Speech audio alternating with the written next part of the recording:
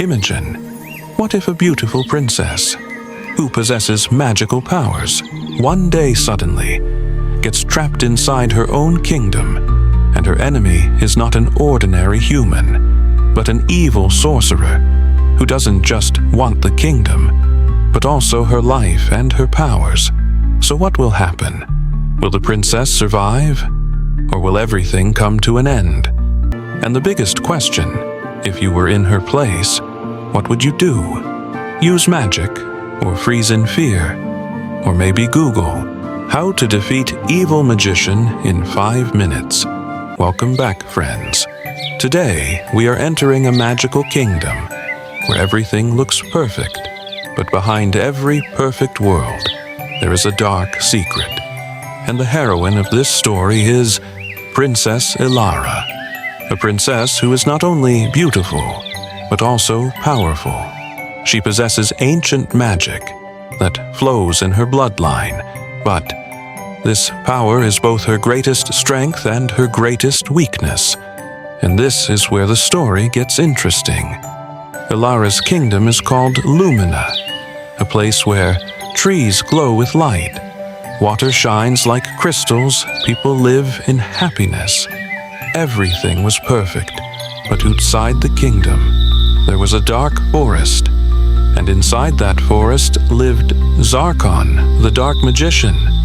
Just hearing his name made people tremble. They said his dark magic is so powerful that he can steal anyone's power. And friends, Zarkon's eyes were on Princess Elara, because Elara possessed the source of pure magic. And if he ever got it, then not just Lumina, the entire world would be in danger. One night, suddenly, the sky began to change. The moon slowly turned dark. Strong winds started blowing, and the palace windows began to shake. Elara looked at the sky from her balcony. Her heart stopped for a second. This is not normal. Then suddenly, a dark shadow passed over the palace, and a voice echoed, "Elara!" Her body froze. "I am coming, Zarkon." And from here, the story takes a dangerous turn.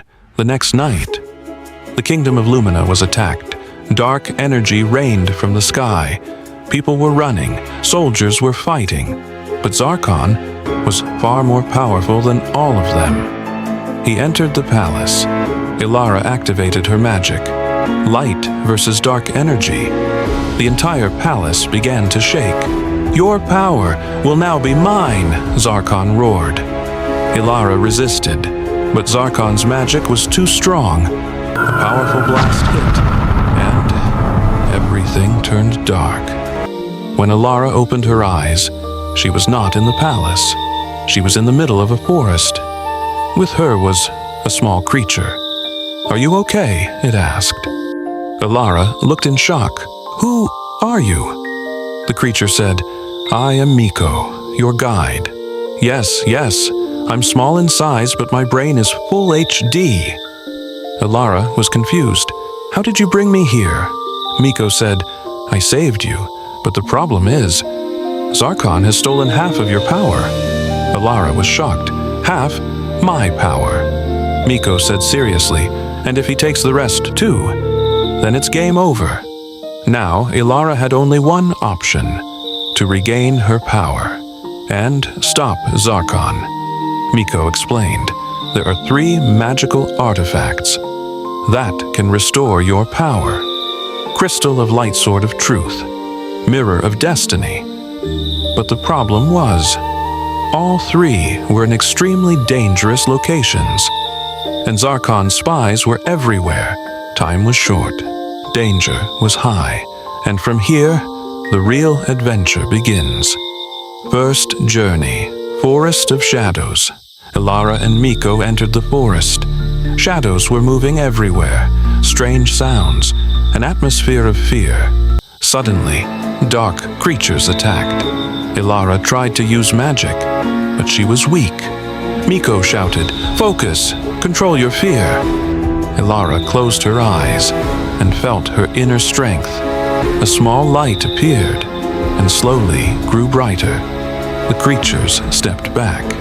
Elara obtained the first artifact, Crystal of Light. But this was just the beginning. As soon as they took the crystal, Zarkon's shadow appeared in the sky.